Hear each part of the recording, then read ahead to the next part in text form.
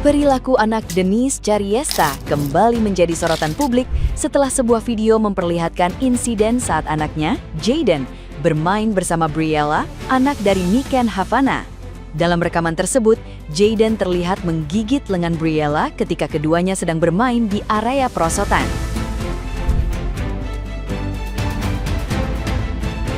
Kejadian itu membuat Briella menangis kesakitan dan menarik perhatian orang dewasa di sekitar lokasi.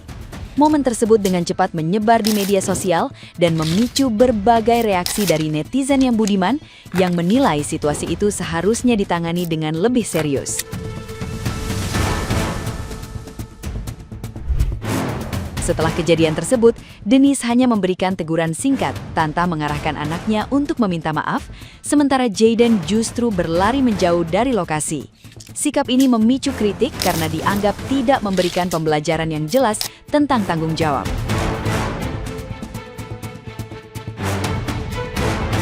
Banyak netizen yang budiman menyoroti pentingnya mendisiplinkan anak sejak dini, terutama ketika berinteraksi dengan orang lain. Insiden ini kembali memperkuat penilaian publik terhadap pola asuh Denise yang dinilai terlalu santai dalam menghadapi perilaku anak di ruang publik.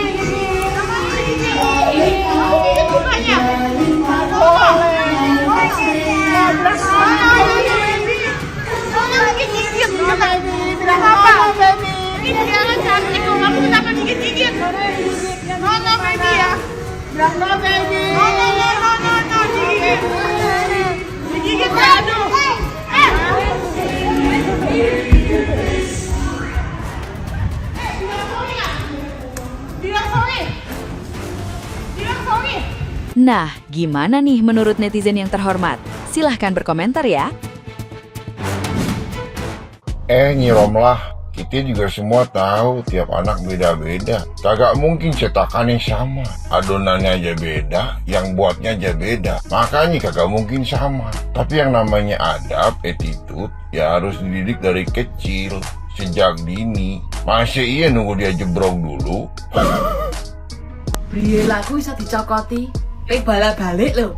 Satu kali pertemuan, napa tak kok nyokoti? Terserah lah kalau banting wis mamakmu bisa ganti duit gitu ya. Tapi Briella aku buat cokoti. Waktu Briella ngomong gigit ngono. Kamu gigit. Kayak seolah-olah ndak percaya. Udah, anaknya tidak menjawab, anaknya gereja. Ngono. Siapa kemarin yang nyuruh kolaborasi sama Briella? Wes, besok lagi ndak usah. Kasihan anak lain yang dikolaborasikan itu. Nono ya, Dek. Nono ya. Itu cara didik atau cuma template biar kelihatan sabar di depan kamera. Banyak yang keliru mengira pola asuh manja itu bagian dari gentle parenting. Sabar itu wajib, tapi membiarkan anak merusak tanpa konsekuensi, itu namanya nggak tegas, bukan edukasi. Anak itu meniru aksi, bukan sekedar rekaman suara. Jangan kaget kalau nanti dia nggak bisa dengar kata tidak dari dunia luar, hanya karena kamu gagal jadi orang tua yang punya prinsip. Mendidik anak itu membentuk karakter manusia, bukan melatih burung beo. Benar kan anaknya Denise Chariesta mirip anak aku, gigit gitu kan. Anak aku juga gigit dulu tuh, gigit, cakar, semuanya gitu kan. Ya mungkin ya mesti cari pengasuh yang benar sih, maksudnya yang berani tegas gitu loh. Akhirnya kan aku pindah ke apartemen, jadi apartemen kecil, jadi mau nggak mau mesti nggak ada ART gitu kan. Sekarang lebih beradab anak aku ya, udah nggak main gigit-gigit lagi gitu. Pokoknya lebih baik lah, nggak cakar masih ada dikit, cuman nggak kayak dulu lagi dikit-dikit. Kalau marah kan cakar sampai ini aku sampai infeksi gitu kan. Sekarang udah mendingan lah. Seharusnya yang harus diubah itu perilaku orang tuanya. Anda sebagai ibunya Denis, ya lihat dokter lagi menjelaskan, Anda sempet-sempetnya gitu loh, teriak fokus di kamera, apalagi di depan anak lo. Dokter aja bilang harus ada aturannya Denis, harus ada aturannya. Namanya anak seumuran segitu ya kan, penangkapannya itu kan cepat ya kan. Dia pasti akan menirukan apa yang dilihat dan apa yang didengar gitu loh. Ketika di depan anak ya diusahakanlah berkata yang baik gitu loh, perilaku yang baik di depan anak. Dan yang bikin gue salut dan bangga sama dia ini, kayak dia tuh kayak seneng, bangga banget ketika anaknya dihujat. Semakin dihujat, semakin dia posting keaktifan anaknya gitu loh, kayak mecahin ini, mecahin itu, gini. Koko paham betul, memang mendidik anak itu nggak gampang. Tapi, aduh gue nggak ngerti lagi deh, capek liatnya. Nakan gigit anak orang, ini karena maknya batu. Dinasehatin dari dulu, malah nyuruh cukur bulu. Nakan gigit anak orang, maknya malah bikin lagu. Jangan pada dengerin dulu, lagunya jelek. Dari jambak orang dorong fast sampai pecahin iPhone.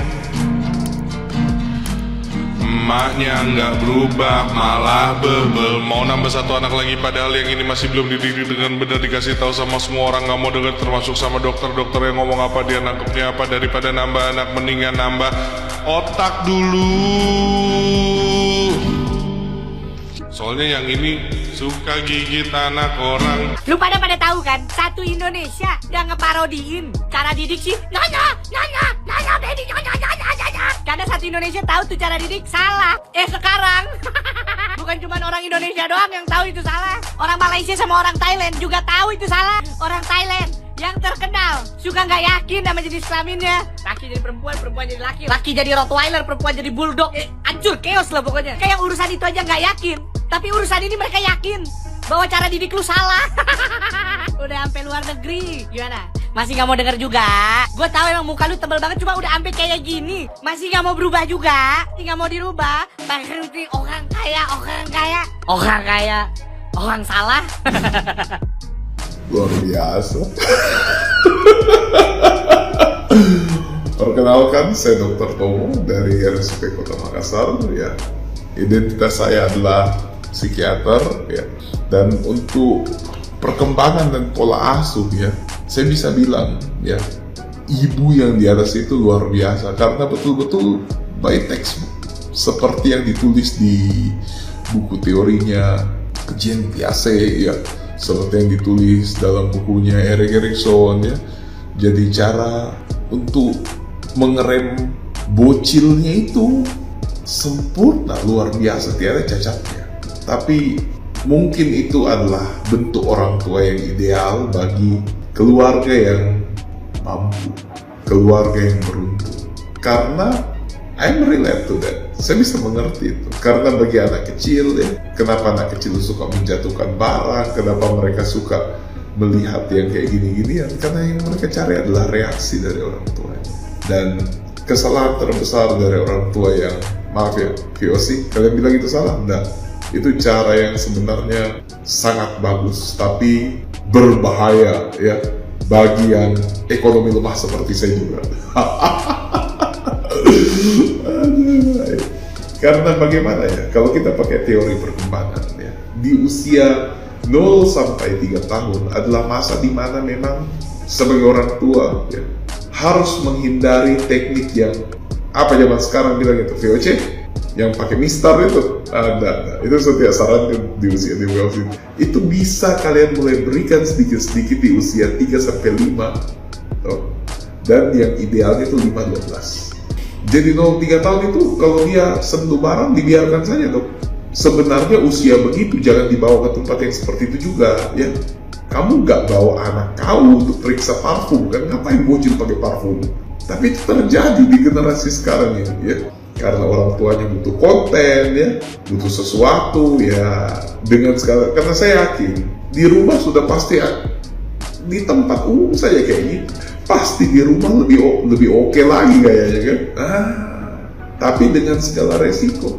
Makanya saya bilang caranya cukup berani, betul-betul sesuai buku. Tapi ya bagi orang yang masih menggunakan sepatu berdebu kayak saya ya, yang masih harus bekerja dari pagi sampai jam 4 sore kayak saya ya, yang tidak bisa jalan di outlet parfum ya. Kalau waktu saya masuk ini, saya cerita waktu saya masuk parfum ya, saya tanya berapa harganya, saya langsung keluar, jantung saya tidak kuat. Nah, itu resikonya karena anak di usia begitu memang ingin menyentuh, ingin melihat reaksi. Makanya kalau kalian VOC sama mereka, tambah menjadi, perhatikan anak kecil, kalau kalian apalagi usia, apalah istilahnya itu, triple 2, nah di usia 2 dan 3 tahun itu mereka itu mencari reaksi dari kau. Jadi semakin kau bikin, semakin mereka berulah.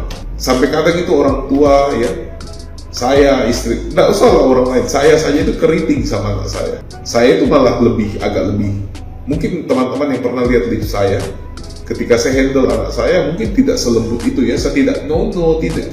Saya punya teknik yang membuat mereka tenang. 1, 2, itu saya ya. Saya tidak saya masih menggunakan sedikit ketegasan karena saya tidak sanggup itu terjadi ketika saya harus membawa anak saya keluar. Dompet saya tidak kuat. Saya punya pahlawan sudah berguguran, tinggal patimuran dompet itu. Siapa tahu ada yang berbaik hati kan, mau menyumbang sama saya supaya saya bisa mempraktekkan pola asuh kayak begitu ya. Tolonglah support saya. Dan untuk pola asuh perkembangan, untuk lebih jelasnya kalian bisa konsultasi langsung ya ke psikiater bagian anak dan remaja atau psikolog anak remaja ya. Karena dua profesi inilah yang memang mendalami teori-teori perkembangan. Itu dari saya. Terima kasih sudah memperhatikan sampai sejauh ini ya. Luar biasa. Yang lihat waktu saya lihat video dompet yang menangis, Pak.